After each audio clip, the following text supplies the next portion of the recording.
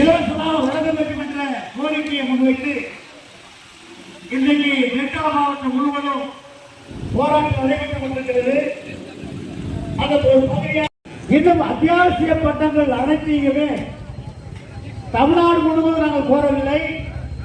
Delta மாவட்டத்தில் பாதுகாக்கப்பட்ட குடித்தண்ணீர் வழங்க வேண்டும் என்ற கோரிக்கையை முன்வைத்து இன்றைக்கு ஆகவே வேலை இழந்து பொருளாதாரத்தை இழந்து வறுமை நிலையில் இருந்து கொண்டிருக்கிற குடும்பங்களுக்கு மாதர் சங்கத்தினுடைய தோழர்கள், மாவட்ட ஆட்சியர் அலுவலகத்தில் பணியாற்றக்கூடிய அலுவலக பணியாளர்கள், பொதுமக்கள் அனைவரும் இந்திய கம்யூனிஸ்ட் கட்சி வாழியவே, இந்திய கம்யூனிஸ்ட் கட்சி வாழியவே, இந்திய கம்யூனிஸ்ட் கட்சி வாழியவே, இந்திய கம்யூனிஸ்ட் கட்சி வாழியவே.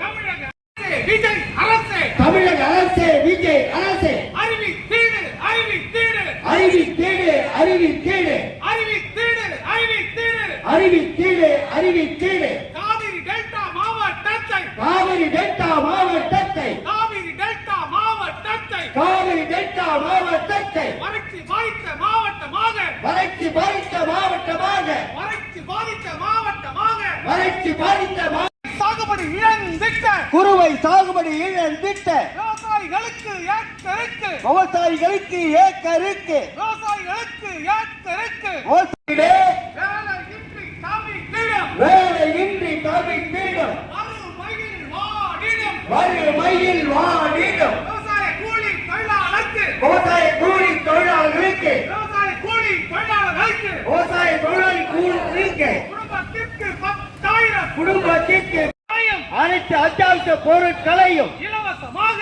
வழங்கிடு, இலவசமாக வழங்கிடு, இலவசமாக வழங்கிடு, வழங்கிடு.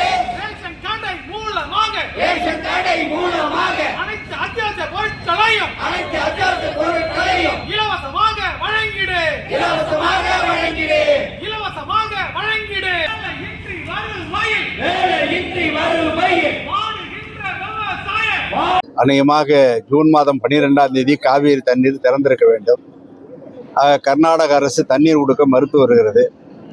ஆணையத்தின் பேராலையும் ஒழுங்காற்றுக்குழு சார்பாகவும் அநேகமாக சிபாரிசு செஞ்சாலும் கர்நாடக அரசு சுத்தமாக தண்ணீர் கொடுக்க மறுத்து வருகிறது. ஆக மாநில அரசு அதுக்கான முயற்சியை ஏற்கனவே உச்சநீதிமன்றம், உயர்நீதிமன்றத்துக்கு நம்ம அணுகி அந்த தீர்ப்பை வலுப்படுத்துவதற்கு தமிழ்நாடு அரசும் தமிழ்நாடு முதலமைச்சர் ஜோசப் விஜயும் தொடர்ந்து முயற்சிகளை மேற்கொள்ள வேண்டும்.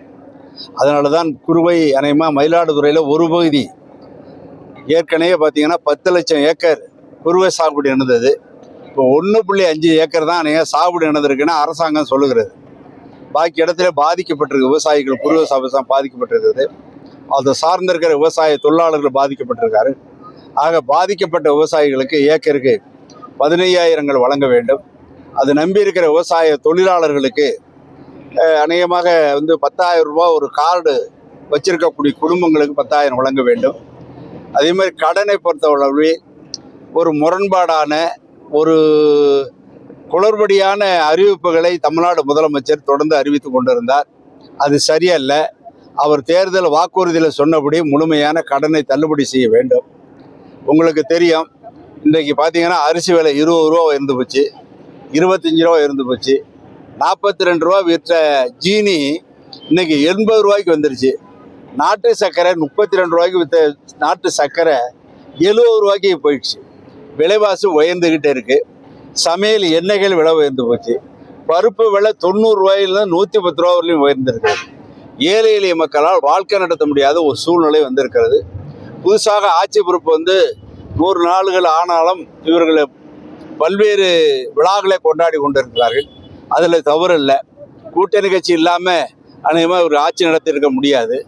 ஆகையால் இன்றைக்கு சட்டமன்றத்தில் பார்த்தோம்னு சொன்னால் ஏழைகளெல்லாம் அநேகமாக சட்டமன்ற உறுப்பினர் ரொம்ப ஒரு வேளைக்கு சாப்பாட்டுக்கு வழி இல்லாத சட்டமன்ற உறுப்பினர்கள்லாம் இன்றைக்கி சட்டமன்றத்துக்கு போயிருக்காங்க. ஒரு வேளை கூட சாப்பிட்றதுக்கு அவங்களுக்கு முடியலை. அவங்களுக்கு ஏற்கனவே 1,05,000 ரூபா சம்பளம் கொடுக்கப்பட்டிருக்கு. இன்றைக்கி பார்த்தீங்கன்னாக்கா 8 லட்சம் ரூபாயில் காரு, 1 லட்சம் ரூபா பணம், இதெல்லாம் நாட்டு மக்கள் அரிசி விலை ஏறி இருக்குது, மண்ணெண்ணெய் விலை ஏறி இருக்குது, அத்தியாவசியமான பொருள் விலை ஏறி இருக்கு, ஜீனி விலை ஏறி இருக்கு.